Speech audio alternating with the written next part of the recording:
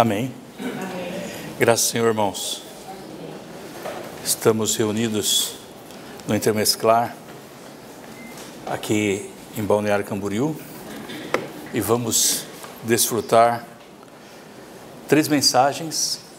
Então hoje nós temos essa primeira mensagem, e logo em seguida nós vamos desfrutar mais uma, e amanhã, às 10 horas eu creio, a terceira mensagem. E essas mensagens, na verdade, são uma mescla de mensagens, mas a primeira foi compartilhada na Conferência de Ações de Graça em Atlanta, e eu creio que alguns dos irmãos já desfrutaram essa mensagem mais de uma vez, mas o falar do Senhor é sempre rico para nós. Mateus 11:25, eu quero algo fora da mensagem que o irmão compartilhou e que me tocou bastante. Eu queria compartilhar também. O Senhor diz: naquele tempo, respondendo, Jesus disse: eu te exalto, ó Pai, Senhor do céu e da terra, porque ocultastes essas coisas aos sábios e entendidos e as revelaste aos pequeninos. Os irmãos ouvem bem, né?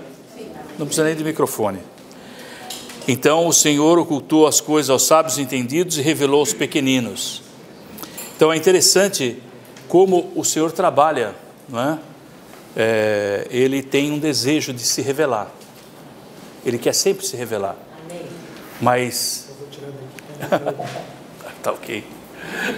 Para o Senhor ele se revelar, ele precisa que nós sejamos o quê? Buscadores.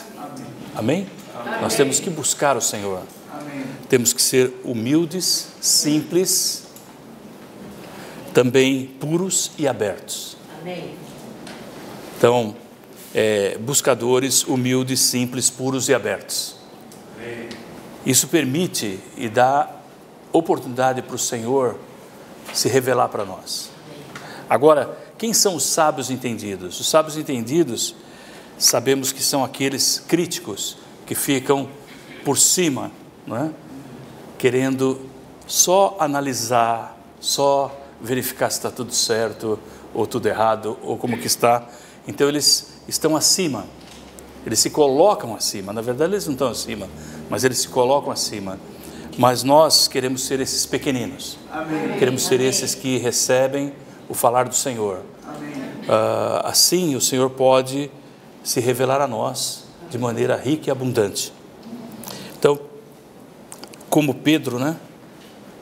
Quando nós vemos os livros que Pedro escreveu, as 2 cartas, são 8 capítulos. E nesses 8 capítulos, Pedro abrange algo maravilhoso sobre a economia de Deus. Não é algo simples, é algo profundo. Agora a gente pergunta, como que Pedro, ele sendo um pescador, como a Bíblia diz que ele não teve, era uma pessoa iletrada, não é? Não era uma pessoa que fez teologia, ou estudou, ou fez qualquer coisa, ele era simplesmente alguém que seguia o Senhor.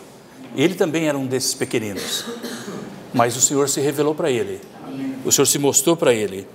Então, ele não era um sábio entendido, cheio de conhecimento, mas alguém que estava ali recebendo o dispensar de Deus. E por receber o dispensar de Deus, ele então pôde escrever essas 2 cartas, irmãos. Que riqueza nessas 2 cartas que ele escreveu. Tanta palavra, tanta vida, tanto suprimento. Nós podemos perceber que em alguns assuntos que ele fala, ele é até mesmo mais profundo do que Paulo. Como que pode, não é? Ele ter essa realidade, essa visão. Ele ganhou isso do próprio Senhor. Amém. Por quê? Porque ele era alguém que estava recebendo o dispensar de Deus e o falar de Deus de uma maneira simples, de uma maneira direta para ele. Então ele podia receber isso do Senhor e estava transmitindo para todos aqueles que estavam ali, não é? Junto com ele, e também por meio dessas cartas.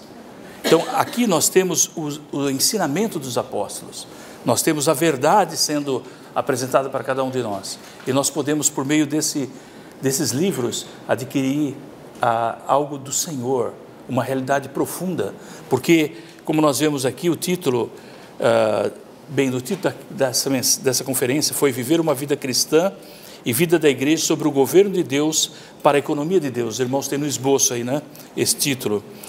Então, esse assunto aqui é um assunto do governo de Deus, e os livros, as duas cartas de Pedro, elas tratam desse assunto do governo de Deus, não é?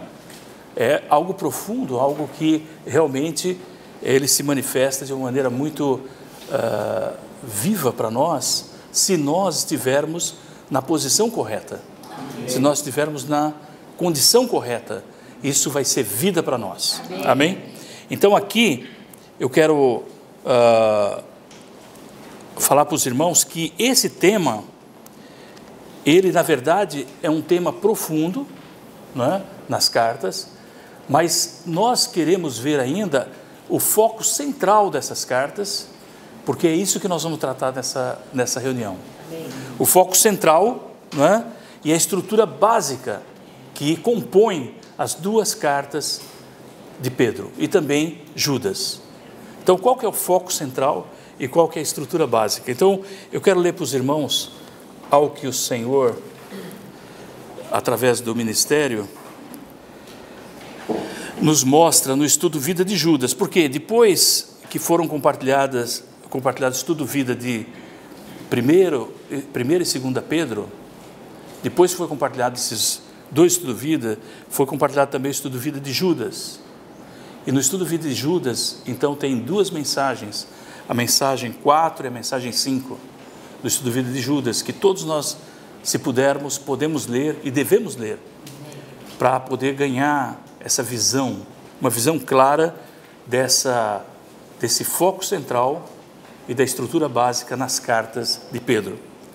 Então tenho uns textos que eu vou ler para os irmãos aqui, que diz assim: o tratamento governamental de Deus através do julgamento. Este é o assunto central desses dois livros. No entanto, a estrutura de 1ª e 2ª Pedro é o Deus triuno, olha só, que foi processado para se tornar nossa porção, para que possamos participar dele e desfrutar dele através de seu Espírito. A Bíblia diz: o Senhor agora é o Espírito. Amém. Amém. Não é? É isso que a palavra de Deus diz. O Senhor agora é o Espírito. Que Espírito que é esse? Não é? E aí nós temos uma revelação que nos reporta, nos leva a unção, porque o Espírito, João mesmo diz que é unção, não é? A unção que dele recebestes. Sim. Então nós estamos falando da unção. Essa unção, em Êxodo, creio que 30, nos mostra como ela é composta. Sim. Essa unção, por um lado, ela tem o óleo, certo? Mas o óleo é o Espírito. Nós sabemos que Deus é Espírito. Amém. E o óleo representa o Espírito. Amém. Então, por um lado, nós temos o Espírito. Por outro lado, nós temos algumas itens que são adicionados, especiarias, né? Aí nós vamos, os irmãos aqui vão me ajudar. Nós temos cinamomo odoroso, cássia, cálamo e mirra. Acho que começa com mirra, né? Mirra, cinamomo, cálamo e cássia. Então, tem uma ordem, irmãos, porque esses itens adicionados ao óleo, certo? E na proporção que eles são adicionados, vocês lembram? Que era 500, 250, 250 e 500. O que eles representam? Eles representam o quê? A morte de Cristo, a eficácia da morte de Cristo, a ressurreição de Cristo. Nós não temos tempo de explicar cada detalhe do assunto, mas os irmãos depois podem conferir no estudo Vida também, desse trecho. E, por fim, é o poder da ressurreição. Então, nós temos tudo isso que representa o viver do Senhor Jesus, adicionado agora ao Espírito, porque o Senhor, Ele quando veio, Ele se tornou um homem, e quando Ele se tornou um homem perfeito, né? Ele, então agora, nós sabemos que Deus se tornou o homem, para que o homem se tornasse Deus, certo? Então Jesus, Ele levou toda a humanidade para dentro de Deus, não é? Então, agora, Deus, Ele é o próprio Deus, e também tem o homem, é Deus, o Deus homem, né? Ele vive onde? No trono de Deus. E Ele, então agora, nós podemos chamar do Espírito composto. Assim como aquele óleo era um óleo composto, agora nós temos o Espírito composto. Esse Espírito, ele foi dado a nós. Quando o Senhor, Ele ia para a cruz, Ele chamou os discípulos e disse: olha, eu vou enviar para vocês o Consolador, o Espírito da verdade, não é? Que o mundo não pode receber, não é? O mundo não pode receber, porque eles não creem, né? Mas Ele ia enviar para quem? Para os seus discípulos. Amém. Para que eles pudessem receber o Espírito. Amém. E isso Ele fez, porque quando Ele ressuscitou, depois Ele apareceu no meio dos discípulos e soprou no meio deles e disse: recebei o Espírito. Amém. Recebei o Espírito Santo. Amém. Então ele soprou o Espírito. Sim. Que era o próprio Senhor. Sim. Porque o Senhor agora é o Espírito. Amém. O Senhor se tornou o Espírito. Amém. Então, irmãos, eu estou falando isso para que todos possamos estar na mesma página, viu? Para que todos possamos falar aqui, quando eu leio aqui, que, no entanto, a estrutura de 1 e 2 Pedro é o Deus triuno, que foi processado. Quando falamos processado, falamos nesse aspecto, de que a humanidade e todas as experiências do Senhor Jesus estão adicionadas nesse Espírito. Amém. Se você precisa da morte de Cristo, está nesse Espírito. Se você precisa da eficácia da sua morte, está nesse Espírito. Se você precisa da vida de ressurreição, está nesse Espírito. Amém. Tudo que você precisa agora é do Espírito. Amém. Então, quando nós tocamos no Espírito e desfrutamos do Espírito, nós somos enriquecidos por meio de tudo aquilo que o próprio Deus é. Amém. Tudo que Ele tem, tudo que Ele é e tudo que Ele fez, agora está nesse Espírito. Amém. E nós podemos desfrutar em realidade. Amém. É só clamar ao Senhor: ó Senhor Jesus. Amém. Toda vez que clamamos: ó Senhor Jesus, nós recebemos vida. Amém. Todo aquele que invocar o nome do Senhor será salvo. Amém. Então, irmãos, é maravilhoso poder desfrutar desse Espírito. Amém. Então, participar dele e desfrutar dele através de seu Espírito, que é o Espírito de Cristo e o Espírito da glória, de glória, e pelo exercício do nosso Espírito. Depois, outro ponto. Isso da mensagem 4, eu estou lendo uns trechinhos da mensagem 4 do Estudo Vida de Judas. A estrutura básica dessas epístolas é o Deus triuno operando em seus eleitos para que eles possam ser trazidos ao pleno desfrute do Deus triuno.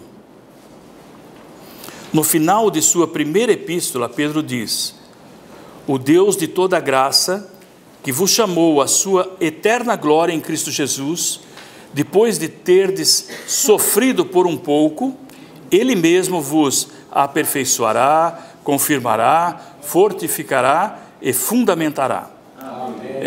No 1 Pedro 5,10. Aqui Pedro indica que seremos fundamentados no próprio Deus. Olha só, irmãos, fundamentados no próprio Deus. Quer dizer, Ele aperfeiçoa, Ele confirma, Ele fortifica, para o quê? Para fundamentar, para nós sermos edificados, né? Para nós sermos estabelecidos, como arraigados no próprio Deus. Não é? Aqui Pedro indica que seremos fundamentados no próprio Deus. Então, no final de sua segunda epístola, Pedro diz: crescei, crescei na graça e no conhecimento de nosso Senhor e Salvador Jesus Cristo. Isso é 3,18. Aqui, o conhecimento de nosso Senhor é igual à verdade, à realidade de tudo o que Ele é. E no final do estudo, diz assim: a meta de Deus é ter seu edifício como sua expressão, e Ele está alcançando esse objetivo por meio do nosso crescimento na vida divina. Então, quanto mais nós crescemos na vida divina, então, mais nós expressamos essa vida divina. Amém. É como uma criancinha, né? Uma criança tem uma expressão, mas ainda ela não parece o pai, né? Mas quando ela vai crescendo, quanto mais ela cresce, mais então ela vai ter uma expressão e ela pode expressar o seu próprio pai, né? As pessoas falam, é igual o pai, né? Igual ao pai. Então é porque ela cresceu em vida. Então nós precisamos continuar crescendo para ter essa expressão. E por fim, tem um trecho aqui na mensagem 5, na mensagem 5 de Judas. Minha preocupação é que os santos possam ser distraídos dessa estrutura básica, pelos vários assuntos abordados nesses livros. Quer dizer, Pedro tem vários assuntos importantes, muitos assuntos são abordados nas duas cartas de Pedro. É impressionante quantos assuntos que ele aborda, mas nós não devemos ficar distraídos por esses assuntos. Não estou dizendo que não devemos prestar atenção a esses assuntos, precisamos prestar atenção a eles e até mesmo enfatizá-los, mas ao fazer isso, devemos ter certeza de que não fomos distraídos da estrutura básica desses escritos. Amém? Amém? Então, lembra da estrutura básica? A estrutura básica é o próprio Deus triuno para nosso desfrute.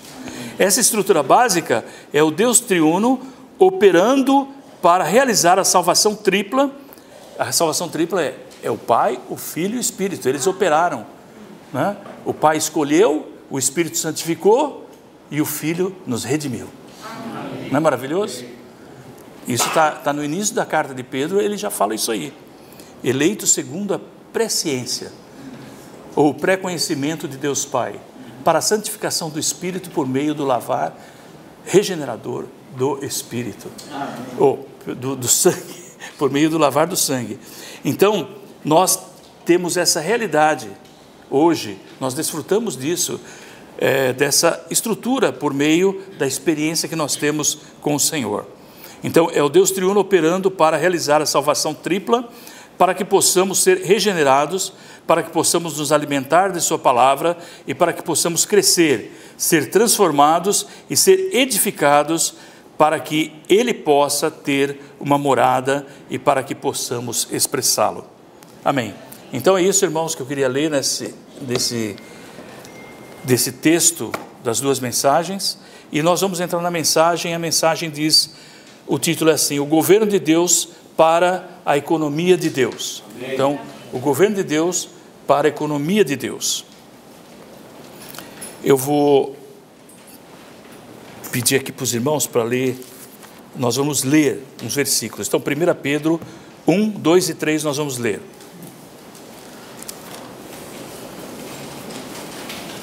Amém?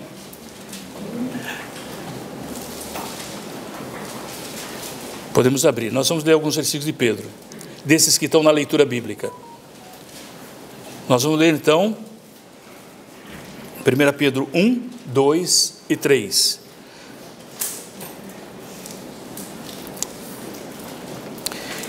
Escolhidos segundo na santificação do Espírito, para a obediência e aspersão do sangue de Jesus Cristo. Graça e paz sejam multiplicadas. Bendito seja Deus e Pai do nosso Senhor Jesus Cristo, que segundo a sua grande misericórdia nos regenerou para uma viva esperança mediante a ressurreição de Jesus Cristo dentre os mortos. Amém. Então aqui tem uma nota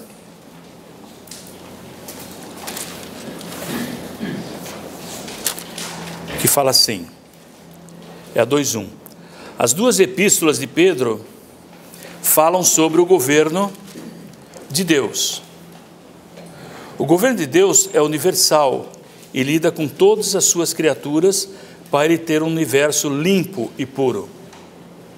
Ele quer ter um universo limpo e puro, a fim de se expressar.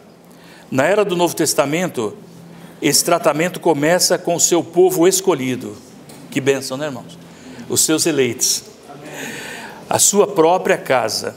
E especialmente com os seus forasteiros escolhidos que estão dispersos e que peregrinam entre as nações. Os gentios como o seu testemunho. Por isso, esses dois livros ressaltam o fato de que os crentes terem sido escolhidos como raça eleita de Deus, a escolha de Deus, povo adquirido para ser propriedade de Deus. Os forasteiros escolhidos e dispersos precisam ver que estão sobre o tratamento governamental de Deus com um propósito positivo. Então nós estamos sob o tratamento governamental de Deus com um propósito positivo, apesar da situação e do ambiente em que estiverem. Toda e qualquer coisa que lhes acontecer, quer perseguição ou mesmo outro tipo de provação ou sofrimento, é simplesmente uma parte do precioso tratamento governamental de Deus. Essa visão os há de aperfeiçoar, estabelecer, fortalecer, fundamentar, para que cresçam na graça. Amém. Então, essa é a visão que nós precisamos ter aqui. Também tem a nota 3.5, irmãos, que... Desculpa, sobre essa nota 3.6, que fala de viva esperança. Então é só um ponto aqui no fim, quer dizer, a viva esperança, a esperança de vida, trazida aos crentes regenerados mediante a regeneração. Então nós recebemos a viva esperança. Essa viva esperança é composta de 3 aspectos. Nós temos 3 aspectos: o aspecto presente, o aspecto no milênio e o aspecto na Nova Jerusalém. Então, nesta era, temos a esperança de crescer em vida, amadurecer, manifestar os dons, exercer as nossas funções, ser transformados, vencer de que o nosso corpo seja redimido e entrar na glória. Então, nessa era, nós temos essa esperança, quer dizer, o Senhor tem nos mostrado e revelado o que Ele quer produzir para nós, e nós temos essa esperança. Então, Ele nos regenerou para uma viva esperança. É maravilhoso, porque antes nós estávamos no mundo sem esperança, mas hoje Ele nos resgatou e nos salvou, e nós temos hoje, na era presente, não é uma esperança só para aquele dia, que um dia eu vou para o céu, ou coisa. Não, é uma esperança para hoje, irmãos. Que o Senhor está nos transformando, trabalhando e está levando a cabo o seu propósito nas nossas vidas, até aquele ponto onde nós vamos ser redimidos para entrar na glória. Vamos ter o corpo redimido, nosso próprio corpo será transfigurado no corpo da sua glória. Então isso é maravilhoso. Agora, na era vindoura, esperamos entrar no reino. Que bom, né, irmãos? Todos nós temos a esperança viva de entrarmos no reino, reinar com o Senhor e desfrutar as bênçãos da vida eterna na manifestação do reino dos céus. Então hoje nós estamos aqui na realidade do reino dos céus e esperamos um dia também estar na manifestação do reino dos céus. Na eternidade temos a esperança de estar na Nova Jerusalém. Isso aqui está tudo garantido para todos aqueles que são filhos genuínos de Deus. Está garantido, irmãos. Todos vão participar e vão fazer parte da Nova Jerusalém. Nós sabemos que a Nova Jerusalém, ela não é algo físico, ela é uma realidade espiritual, onde todos nós somos a Nova Jerusalém. Nós não vamos para a Nova Jerusalém, nós nos tornamos a Nova Jerusalém. Essa é uma visão muito maravilhosa. Então, onde participaremos completamente das bênçãos consumadas da vida eterna na sua manifestação final e máxima na eternidade. Então, isso é a questão do governo de Deus, trazendo para nós essa realidade, essa esperança. Depois nós temos o capítulo 2, quero ler também, o 2, 1 a 5.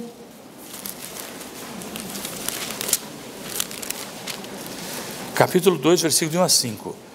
Despojando-nos, portanto, de toda malícia e dolo, de hipocrisia, invejas e toda sorte de maledicência. Aqui nós sabemos que o dolo é o início, né? Tem a malícia e dolo. Começa com malícia e já ele cresce até a maledicência. E tem a escadinha, né? Ainda tem hipocrisia, inveja, não é? Então nós estamos sendo despojados de tudo isso aí. Amém. Graças ao Senhor. Amém. Não é? Por quê? Porque nós estamos bebendo o leite sem dolo. Amém. Esse leite genuíno da palavra. Amém. Desejai ardentemente, como crianças recém-nascidas, o leite sem dolo da palavra, para que por ele cresçais para a salvação. Se é que já provastes que o Senhor é bom.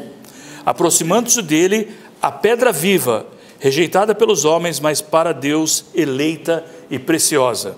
Também vós mesmos, como pedras vivas, estáis sendo edificados casa espiritual, para sacerdócio santo, a fim de oferecer sacrifícios espirituais aceitáveis a Deus por meio de Jesus Cristo.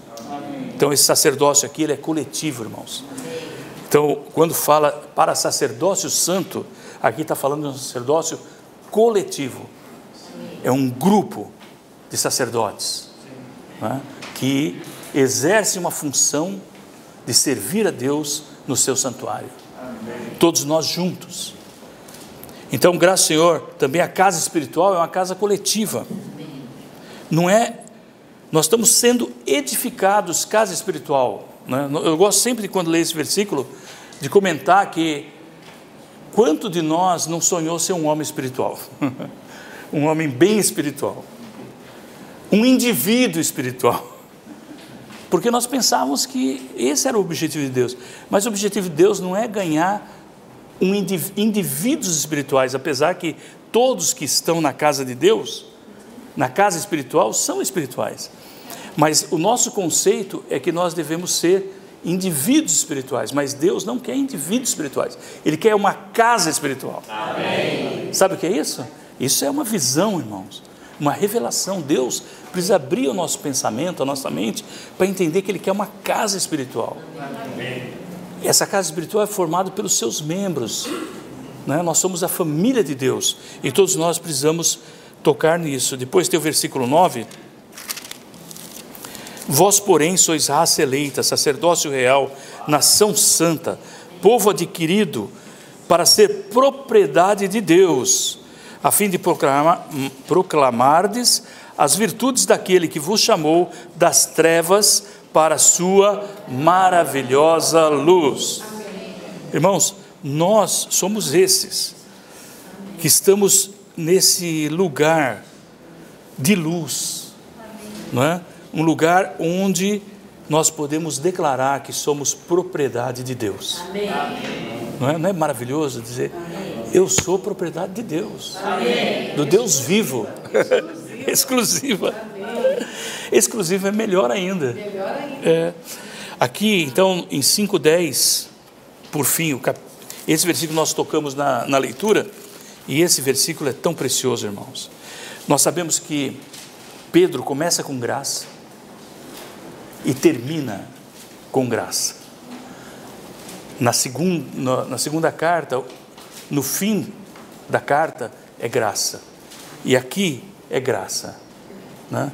Então, graça vos sejam multiplicadas. Amém. Graça e paz vos sejam multiplicadas. E ele toca na graça de uma maneira tão profunda, apesar de ele estar falando do julgamento, do juízo de Deus, ele é tão forte em nos mostrar a graça de Deus. Quão profunda é a graça de Deus, quão maravilhosa é a graça de Deus, e como nós devemos desfrutar dela de maneira abundante. Irmãos, ela é para nós, para vivermos para trabalharmos para o Senhor, para tudo que nós fazemos, nós temos a graça de Deus. Amém. Ela já nos foi concedida. Nós costumamos dizer que somos salvos, não por obras, mas pela graça. Amém.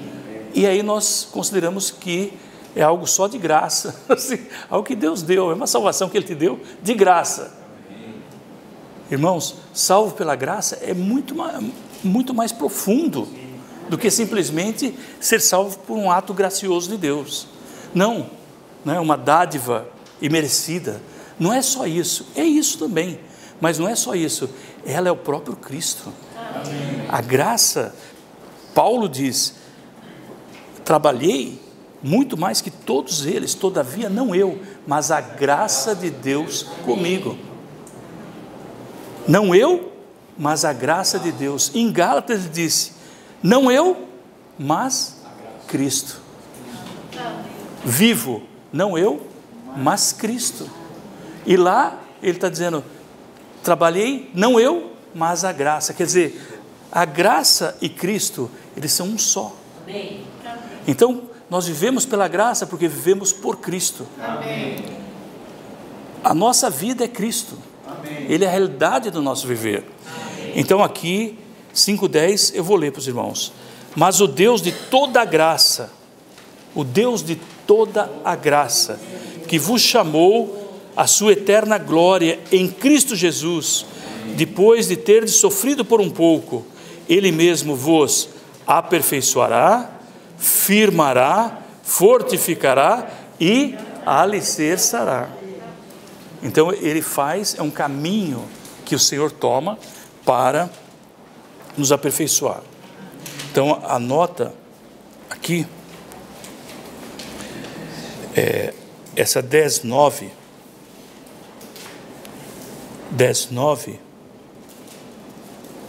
alicerçará. É um verbo que deriva da palavra que quer dizer fundamento. Portanto, alicerçar solidamente, como em Mateus 7:25 e em Efésios 3:17, alicerçar. E 1:10, lançar fundamentos. Há uma progressão nos 4 atos divinos da graça. 4 atos divinos da graça. Quais são? Aperfeiçoará, firmará, fortificará e alicerçará. Então há uma progressão nos 4 atos divinos da graça. Aperfeiçoar conduz a firmar, firmar a fortificar e fortificar a alicerçar no Deus de toda a graça. Amém. O Deus triuno no seu dispensar como sólido fundamento. Então a graça, irmãos, nos leva a ser o quê? Presos nesse fundamento maravilhoso. Nós somos alicerçados, nós somos colocados ali para permanecer ali, não se mover, como uma coluna, né? Como uma coluna que é edificada no próprio Deus. É maravilhoso? Graças ao Senhor por essa visão. E entrando no ponto 1, o tema das epístolas de Pedro é o governo de Deus com seu juízo. O juízo de Deus começou com os anjos, atravessou as gerações do homem no Antigo Testamento. B, na era do Novo Testamento, ele começa pela casa de Deus. Irmãos, a casa de Deus, o que ela é? É a família de Deus, não é?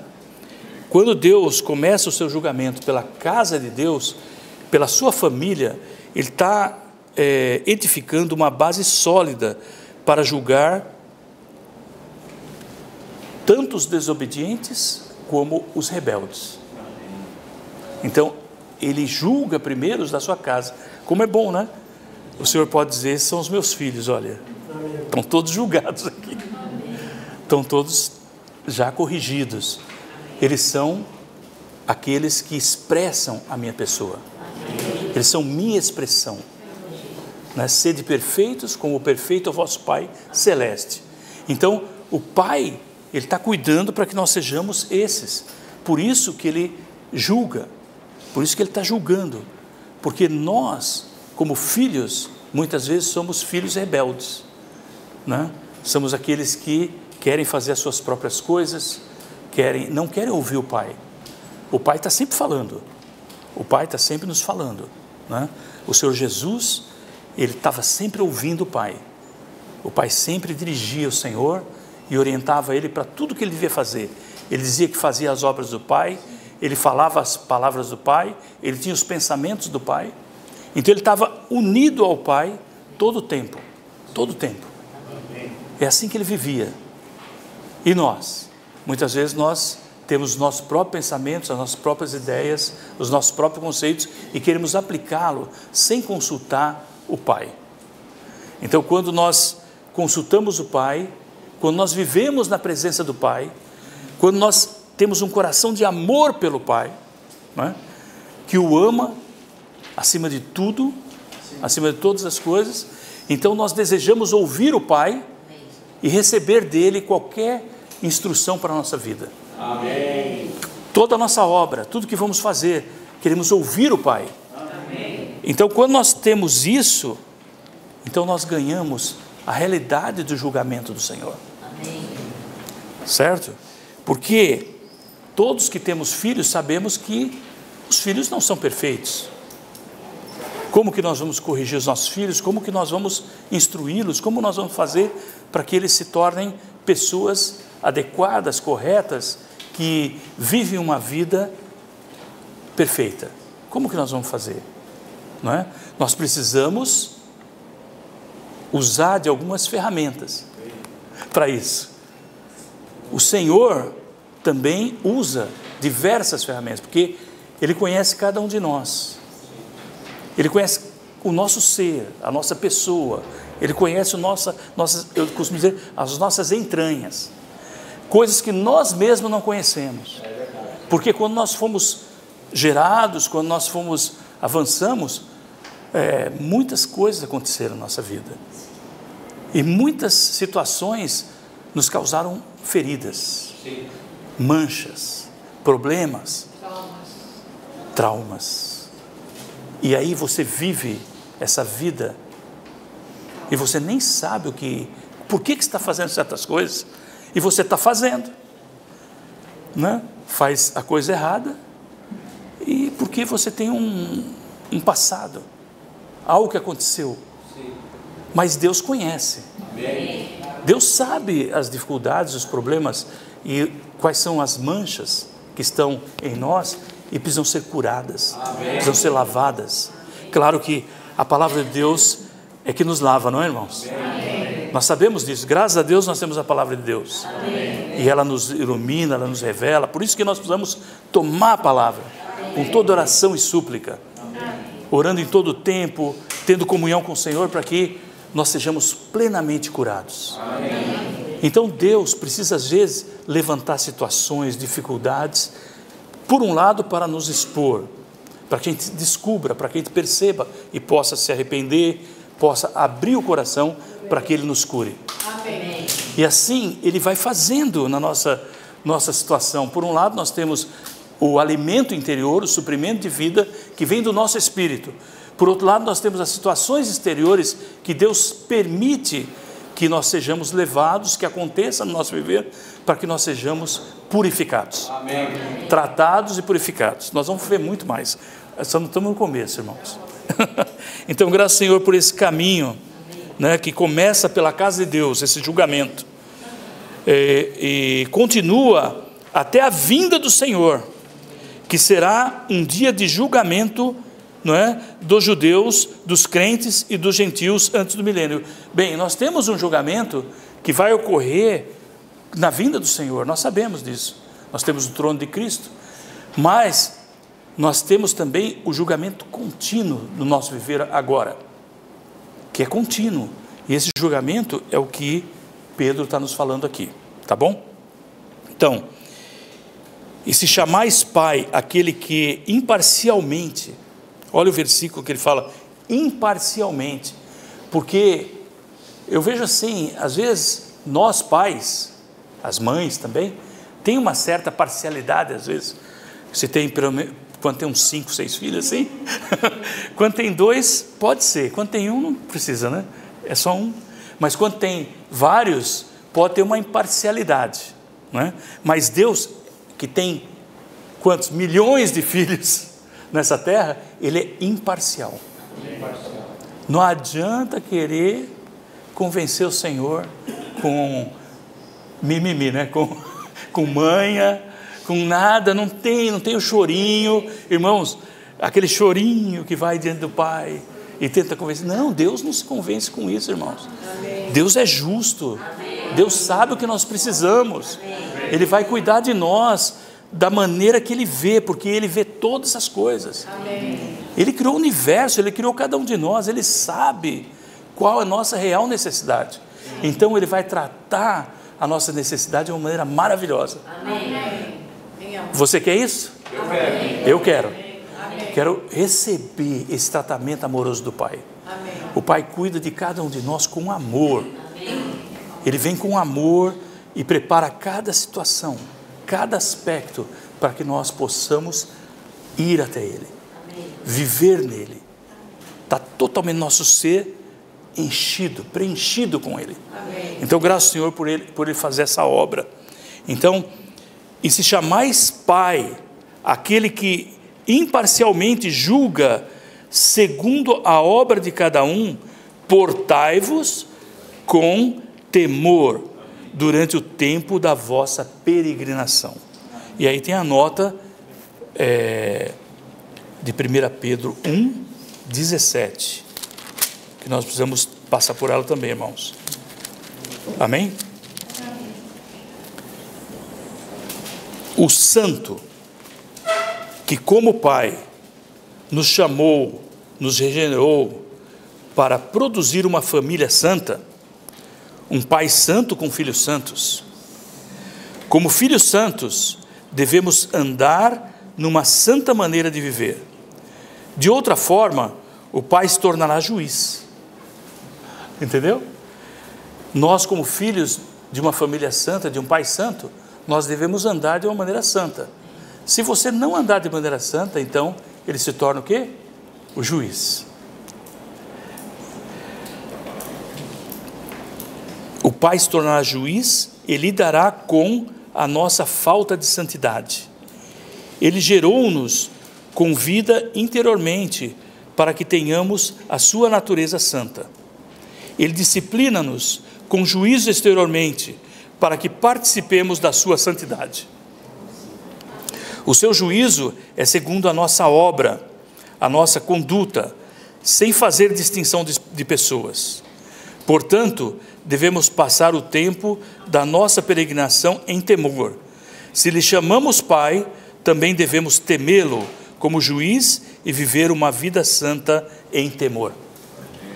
Graças ao Senhor. Então, agora o ponto C. Após o milênio, todos os mortos, incluindo os homens e os demônios, serão julgados e perecerão. E os céus e a terra serão consumidos pelo fogo. Ponto D. Os resultados dos vários julgamentos não são os mesmos. Então, todos esses julgamentos têm um resultado, eles não são os mesmos. Alguns julgamentos resultam num tratamento disciplinar, alguns no castigo dispensacional e outros na perdição eterna. E, todavia, mediante todos esses julgamentos, o Senhor Deus porá em ordem e purificará todo o universo. Amém. Então, por meio do julgamento de Deus, esse universo será purificado. Amém. Que maravilha vivermos num universo purificado. Amém. Sem nada do elemento de Satanás. Amém. Sem nada do elemento do pecado que ele colocou dentro de nós. Graças ao Senhor. Sem os anjos caídos, sem os demônios, sem nada. Só a realidade do próprio Deus triuno.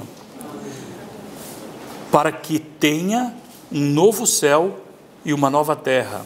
Pedro fala de novo céu e nova terra, não é? Eu queria ler, quando fala aqui novo céu e nova terra, se os irmãos puderem ver, Isaías 65, acho que é 65, 17. Deixa eu ver se anotei direito, irmãos. Que não está no esboço. Abriram 65, 17? Isaías 65.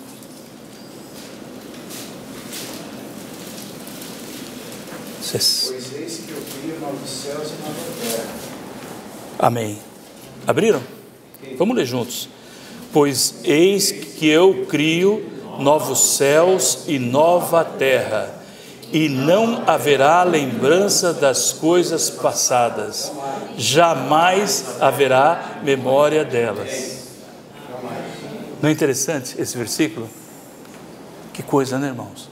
Imagina, esse tempo aqui parece muito, alguns milhares de anos, mas quando chegar na eternidade, irmãos, a eternidade é eternidade. Eu não sei, né? Quando nós estivermos na metade da eternidade, como o irmão já falou,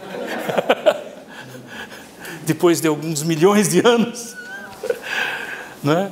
Tudo será novo. Novo. Novo. Quando nós chegarmos lá já vai ser novo, mas graças ao Senhor pela eternidade. Graças ao Senhor pelos novos céus e nova terra, onde habita justiça. O Senhor tem esse desejo, né? Ele está fazendo essa obra e Ele vai nos levar até lá, irmãos. Louvado seja o Senhor.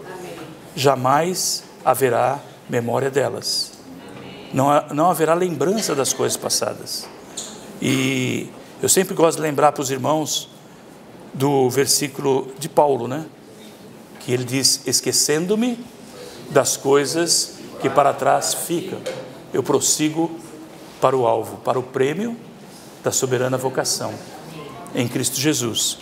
Então, Paulo, ele já vivia, de certa maneira, nessa realidade. Não é uma coisa que nós falamos lá na eternidade, no milênio, nós vamos ter. Isso é verdade. Mas que tal se nós já desfrutarmos hoje? Amém. Como que nós desfrutamos disso hoje? Nós desfrutamos disso hoje, irmãos, quando nós olhamos para Cristo. Amém. Olhando firmemente para o alvo, né, para o autor e consumador da fé. Né? Nós corremos a carreira sabendo que nós não podemos olhar para trás, senão eu posso cair, eu posso perder. Eu vou correr a carreira, eu vou em frente, eu sigo para o alvo e desfruto Cristo. Amém. Toda vez que eu toco no Espírito e desfruto Cristo, o passado não me toca mais, ele não me prende mais. Eu vivo hoje, né? O dia que se chama hoje. Amém. Eu só tenho o hoje. Amém. Eu não tenho amanhã, irmãos, eu não tenho amanhã, mas eu tenho hoje. Amém. E não quero ter o passado, eu quero viver hoje Cristo. Amém. Quando eu vivo Cristo hoje, então eu toco na realidade daquilo que Deus é. Amém. E Paulo tocava nisso. Paulo já estava vivendo a experiência da Nova Jerusalém. Ele vivia no novo céus e na nova terra. Nós também, irmãos, precisamos largar tudo do passado. Às vezes nós carregamos dores. O irmão me fez isso, aquela irmã me causou aquilo, e tem aquele problema. Entrega, joga para o Senhor. Amém. Senhor, está nas tuas mãos, eu não quero carregar mais nada disso. Amém. Eu lanço sobre ti. Amém. Eu lanço sobre ti tudo, todas as coisas, tudo o que me pesa, tudo que me prende. Amém. Eu lanço sobre ti. Amém. E fico livre. Amém. Ele disse: lançai. Amém. Manda para mim. Amém. Eu carrego para você. Eu carrego para você. Eu resolvo para você. Amém. E quando você faz isso, de repente as coisas se resolvem. Verdade. Enquanto você fica carregando, as coisas ficam pesadas para você. E você fica pensando, remoendo. Mas quando você entrega para o Senhor: Senhor, eu te entrego isso, eu te entrego aquilo, aquele outro. Eu te entrego tudo, Senhor. Não quero ficar com mais nada. Eu te entrego. E quando você entrega para Ele, então você se livra. E quando você se livra, Ele carrega para você. Ele não só carrega para você, Ele resolve para você. Porque Ele tem o poder, Ele é o Deus soberano, Ele é aquele que cuida de todas as coisas nesse universo. Imagina, Ele fez a terra, Ele fez o dia, a noite, Ele fez todas as coisas da terra. Será que Ele não pode cuidar do nosso probleminha? Ele cuida, irmãos. Entrega para Ele. Deixa com Ele e esquece. Viva hoje. Viva agora, viva no desfrute. Cristo quer te dar alegria, Cristo quer te dar realidade. Então, graças ao Senhor por todas as dificuldades e por tudo que o Senhor tem nos dado. Eu não sei nem onde está, mas está aqui. para experimentarmos. Então, para que tenha um novo céu e nova terra, para um novo universo cheio da sua justiça, para seu deleite. Então, o que nós vivemos hoje? Nós vivemos para o seu deleite. Nós queremos ver o sorriso do Senhor. Nós queremos ver a alegria do Senhor. Então, não só naquele dia, mas hoje nós queremos viver para o seu deleite. E agora, seguindo aqui no F, o juízo governamental de Deus também pode ser visto no livro de Daniel. Então, quando chegamos aqui em Daniel, principalmente Daniel 4, 5, nós temos aquela história de Nabucodonosor, que ele se elevou, ele elevou o seu coração, né? Ele era poderosíssimo, mas ele elevou o seu coração, ele se tornou orgulhoso. Em Isaías 14, Ezequiel 28, nós vemos a descrição de como o anjo que Deus criou, tão belo, se tornou um anjo caído, Satanás. Ele foi o primeiro pecador. Ele foi o primeiro pecador porque o coração dele ficou orgulhoso, soberbo. E quando você lê a nota, o tempo ficou curto agora, quando lê a nota nesses versículos de Isaías 14, 15, eu creio, você vê a nota lá de rodapé e diz que Nabucodonosor, ele é igual a Satanás. Satanás é igual, né? Um expressa o outro ali. Então, o que aconteceu? Deus deu a oportunidade dele se arrepender. Mas ao invés de se arrepender, ele diz que ele subiu nos jardins lá da Babilônia, então, e aí tudo isso fui eu que fiz. Aí então ele ficou meio doente, doido, né? E foi viver com os animais. E ele ficou lá por um tempo, não sei quanto tempo, ele ficou lá no meio dos animais, até comendo as coisas que os animais comiam, até que ele descobriu que os céus governam. Acredita? Ele chegou a essa conclusão, os céus governam. Então, quando ele chegou a isso, ele foi, então, restabelecido, né? Até ter conhecido que o céu domina. Então, aqui, diz, o juízo governante de Deus também pode ser visto no livro de Daniel. Porque o coração de Nabucodonosor se elevou e o seu espírito se tornou soberbo e arrogante, foi derribado do seu trono real e passou dele a glória. Deus disse que seu reino tornaria a ser dele depois de ter conhecido que o céu domina. Que bênção, né? Então, o Satanás também era cheio de orgulho, irmãos. E ele pecou e contaminou toda a raça humana. Ele foi contra o trono de Deus, contra o governo de Deus, né? E nós todos temos um atributo que vem com o nosso nascimento, e esse atributo é o orgulho. O orgulho, ele aparece já quando nós nascemos, não é algo que nós adquirimos ou aprendemos, ele está na nossa carne, é um pecado, né? Então, nós nascemos com isso e nós temos que lidar com isso todos os dias. Amém. Temos que lidar com o nosso orgulho, para não cometer esse pecado. Então, depois, aí nós temos o descendente de Nabucodonosor, que é o Belsazar. Então, embora seu descendente Belsazar soubesse de tudo isso, ele sabia daquela história. Sua devassidão diante de Deus era um insulto à santidade de Deus. E Daniel disse-lhe: a Deus em cuja mão está a tua vida e todos os teus caminhos, a ele não glorificaste. Assim, o seu reino foi dividido e dado aos medos e persas. Então, esse Belsazar, ele era o governante e fez uma grande festa, e nessa festa ele pediu para trazer os utensílios que eram da casa de Deus, que tinham sido trazidos do templo, e lá eles beberam, fizeram as coisas que desagradavam a Deus. Então uma mão e um dedo escreveram na parede: Mene, Mene, Tekel, Parsim. E ele não conseguia entender. Ele diz que os joelhos dele batiam, né? Ele tremia tanto com aquela situação, e todos ali ficaram, e ele queria de toda forma descobrir o que era aquilo, e então ninguém descobria. Eles chamaram Daniel, porque a mãe do rei sabia que existia alguém que podia decifrar aquilo, chamou, e aí Daniel foi e falou, né, para ele. Mene contou, né? Tekel pesou e dividiu, e Pérez, né, que ele fala Pérez ou Parsim, dividiu. Então contou, né, pesou e dividiu. Então aí ele interpretou aquele trecho, e por fim o Pérez, ele disse aqui: dividido foi o teu reino e dado aos medos e aos persas. Né? Então o que aconteceu é que ele foi pesado e achado em falta. Né? Então nós, irmãos, eu também gosto muito de compartilhar que quando nós temos o eterno peso de glória, não é? Sim. Amém? Amém. Agora, como que nós adquirimos o eterno peso de glória?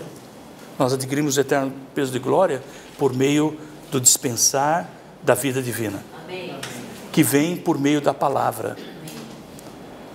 O que nós podemos fazer de melhor para a nossa vida, irmãos, hoje, é fazer a palavra de Deus habitar ricamente no nosso coração. Amém.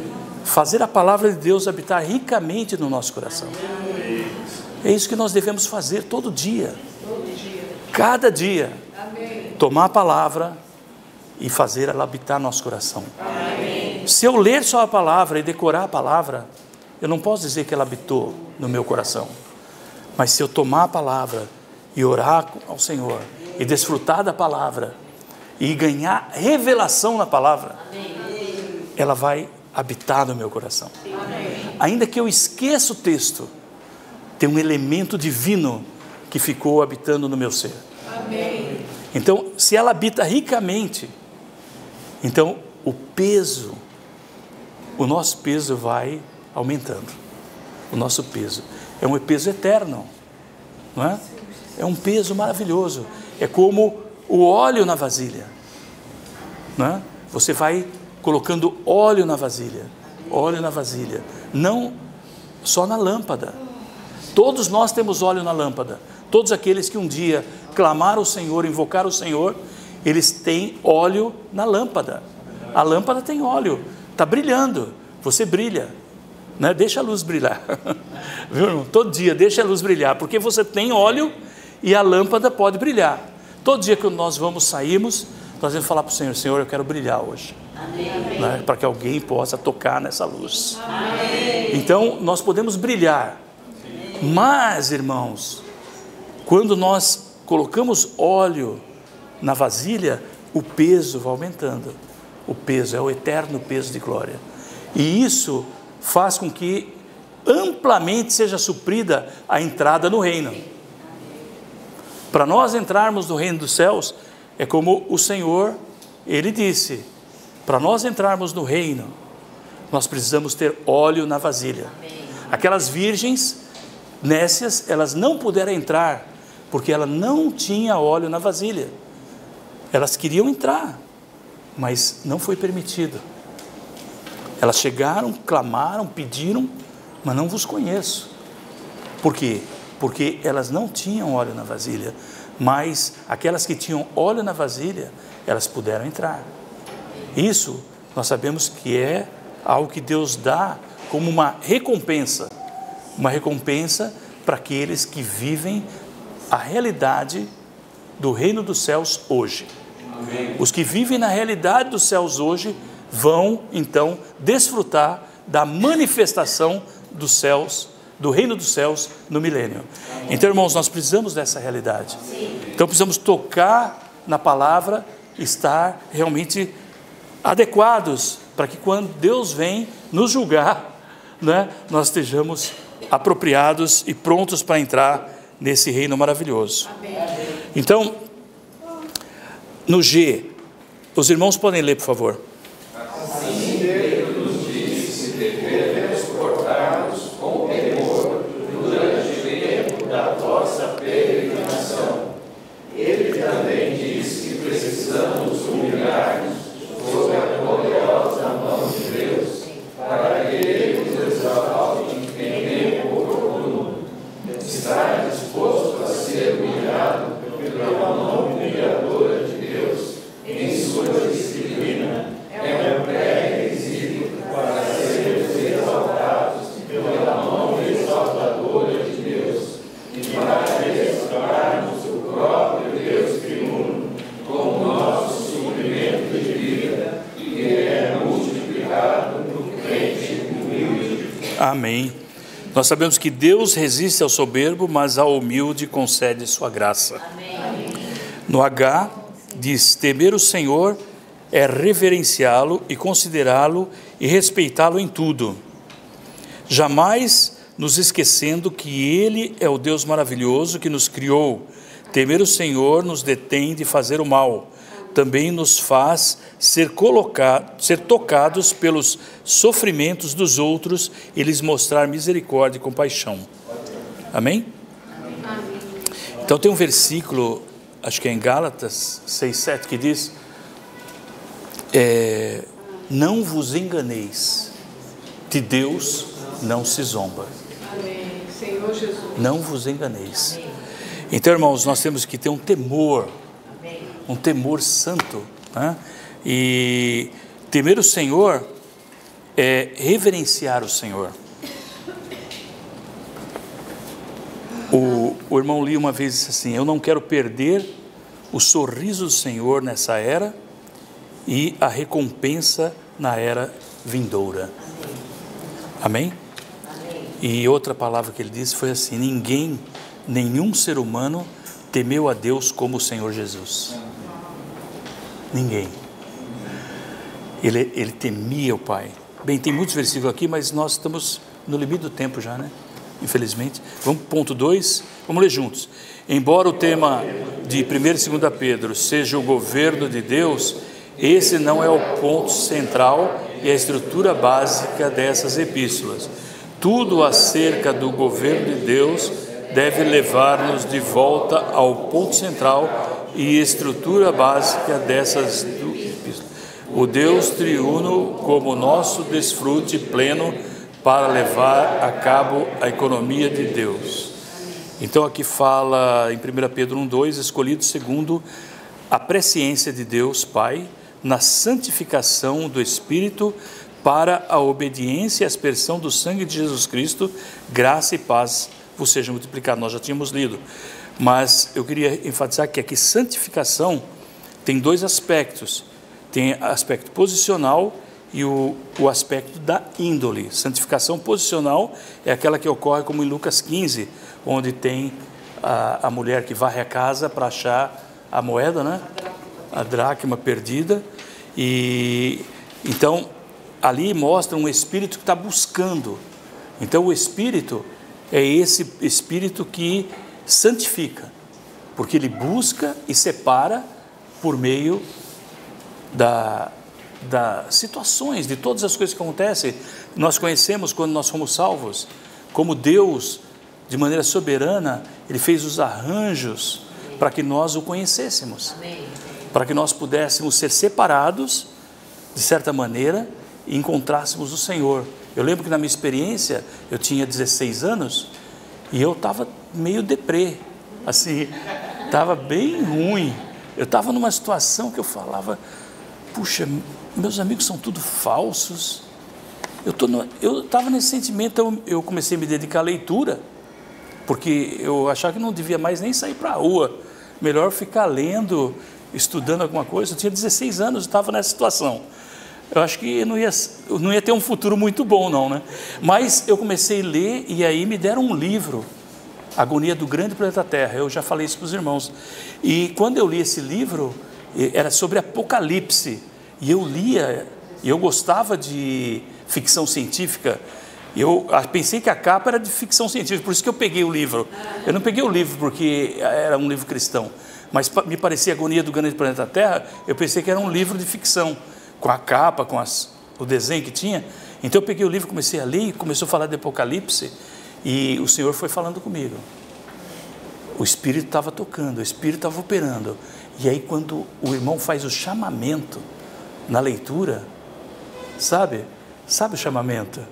Para você, se você, ele dizia assim, eu lembro, se você não entende nada do que você está lendo, e eu não estava entendendo nada, porque imagina falar de trono, de cavalo branco, de coisas assim, eu nunca nem tinha lido a Bíblia. Então, quando eu li aquilo, se você não está entendendo nada, então você ora agora. Aí eu orei. Que bênção, né, irmãos? Como o Espírito prepara as situações tão complexas. Quando eu orei, fui curado. Como o irmão diz, quando ele orou, ele entrou. Eu também entrei em Cristo. Entreguei minha vida para Ele e pedi para Ele me conduzir no meu viver, onde que eu devia ir, para onde que eu entregava tudo para Ele. E o Espírito me moveu, aquela oração foi no Espírito. Amém. E aí eu fiquei muito feliz. Eu fiquei numa alegria tremenda. Não sabia onde eu estava. Eu olhava para tudo, agora era tão lindo. E então o Senhor me conduziu no meu caminho para eu chegar na realidade do corpo. Amém. Na vida da igreja. Amém. Você vê como o Senhor é maravilhoso. Então o Senhor, Ele na nossa salvação, Ele tem uma maneira de fazer.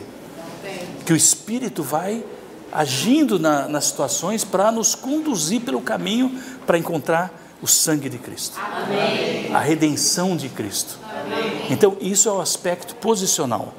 No B, o ponto central e a estrutura básica de 1 e 2 Pedro são o Deus triuno operando para cumprir sua salvação completa, para sermos regenerados, nos alimentarmos da sua palavra e crescermos, sermos transformados e edificados, para que Ele tenha uma habitação e sermos glorificados para expressá-lo. Então, irmãos, esse é o ponto B. Agora vamos para o ponto C. Os irmãos podem ler e as irmãs vão ler o ponto D. Pedro, e os primeiros apóstolos, como João, Paulo e ele mesmo, embora seu estilo, terminologia, palavras, certos aspectos da sua missão e a maneira como apresentavam os seus ensinamentos fossem diferentes, participavam do mesmo ministério único, o ministério do Novo Testamento.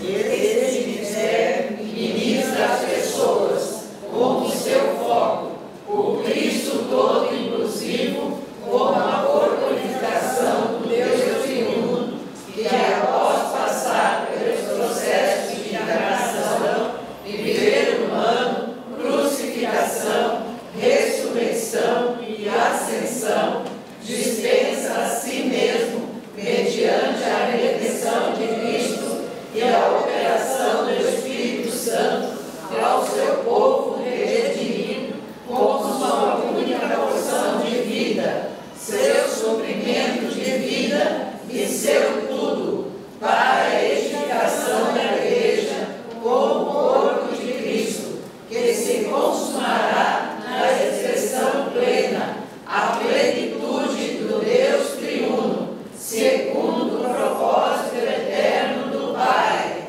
Amém. Então Pedro, ele recomendou os escritos de Paulo. Pedro, ele tinha um respeito por aqueles escritos, o qual ele chamou de escrituras. Olha o nível que ele colocou os escritos do Paulo, né? Então ele era alguém que tinha essa realidade entre os irmãos, os apóstolos. Ele sabia o que estava falando, porque ele diz assim: